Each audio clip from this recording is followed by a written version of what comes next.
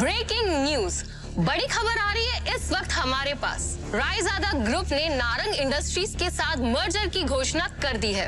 इस खबर ने नारंग इंडस्ट्रीज को फर्श से अर्श तक पहुंचा दिया है। ये सब जो अभी अभी हुआ था, ये किसी जादुई सपने से कम नहीं था। लेकिन एक बात जो अब भी सबकी नजरों से शिवम ने छुपाकर रखी थी, वो थी उसकी आंतरिक शक्तियां, जिसे शिवम उजागर करने की कोशिश कई दिनों से कर रहा था। शिवम वहां से निकलकर एक शादी में गया था, जहां उसे करण मिला था, जो कि दृष्टि का कजन था। वो शिवम को बेइज्जत करने से कभी बाज नहीं आता था। शिवम और उसके बीच नोक-झोंक कई समय से चलती आ रही थी, लेकिन उस दिन शिवम ने करण की बेइज्जती पूरे रिश्तेदारों के सामने कर दी और वहां से घर चला गया। करण ने अपने गुस्से को पी लिया और ठान लिया कि वो शिवम को नहीं बख्शेगा। दूसरी ओर अपना खाना खत्म करके शिवम ने अपने बर्तन धोए और फिर वो अपने बेड पर आराम करने बैठ गया। ध्यान या मेडिटेशन करने की महारत उसने पिछले कुछ सालों में ही पाई थी। शिवम के लिए मेडिटेशन उसके शरीर के अंदर दिन भर में जमा हुई गंदगी बाहर निकालने का एक जरिया है।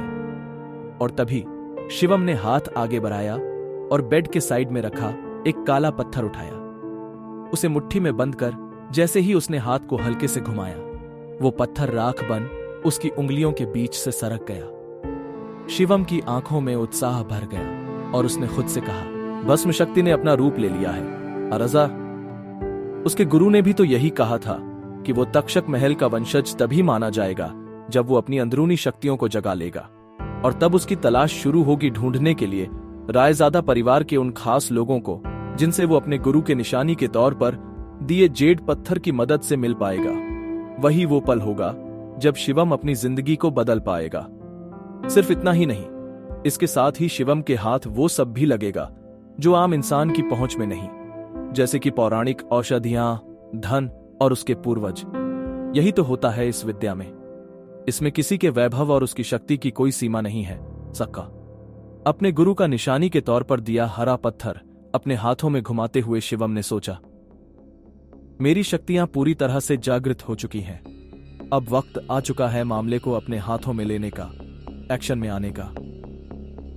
शिवम ने अपनी शक्तियां जागृत होने के बाद उनसे अपनी शक्तियों के दम पर दृष्टि के ऑफिस में हुई सारी चीजों को दृष्टि और वहां मौजूद सब लोगों को भुलवा दिया। यहां तक कि नितिन रायजादा भी अब शिवम के साथ हुई बातों को भूल चुके थे। ऐसा शिवम ने क्यों करा, वो तो वक्त ही बताएगा।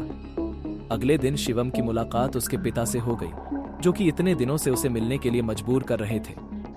तुम्हारे दादाजी पिछले 2 सालों से बिस्तर पर हैं, बहुत बीमार हैं। अपने बिगड़ते स्वास्थ्य के बावजूद वो बस एक ही जिद लेकर बैठे हैं कि केवल एक बार फिर तुमसे मिलना चाहते हैं। वो बस चाहते हैं कि तुम वापस आ जाओ। भावेश, जो कि शिवम के पिता हैं, उन्होंने कहा, तुम्हारे चाचा की भी शादी हो चुकी है, लेकिन तुम्हारे ताऊजी और चाचा जी के यहाँ केवल 2 बेटियां हैं। शाह खानदान का इकलौता दावेदार। शिवम ने खुद को नीचा दिखाने के लिए बुदबुदाया, तो आप चाहते हैं कि मैं परिवार की विरासत के लिए आपकी सौदेबाजी का हथियार बन जाऊं? तुम सच में बहुत भोले हो, भावेश ने ठंडे स्वर में कहा। हमारे परिवार का जो व्यापार है, उसकी अनगिनत शाखाओं के अलावा हमारे शाह परिवार का दिल्ली और उसके आसपास के इलाकों में एक बड़ा पारिवारिक व्यवसाय है। परिवार के नियमों के अनुसार अगर परिवार के मुखिया की मृत्यु हो जाती है और तीसरी पीढ़ी को संभालने वाला कोई नहीं है, तो परिवार के मुखिया को दूसरे परिवार से बदल दिया जाएगा और उस समय से शाह परिवार पर हमारी शाखा का शासन नहीं होगा। और इसका मुझसे क्या लेना देना है? शिवम ने शांति से पूछा। तुम्हारे दादाजी के बीमार पड़ने के बाद से ही पिछले कुछ वर्षों में तुम्हारे चाचा और ताऊजी पहले से ही परिवार की विरासत और सत्ता की हकदारी के लिए लड़ने की तैयारी में जुट चुके हैं, जिससे परिवार के भीतर एक जबरदस्ती का हंगामा हो रहा है।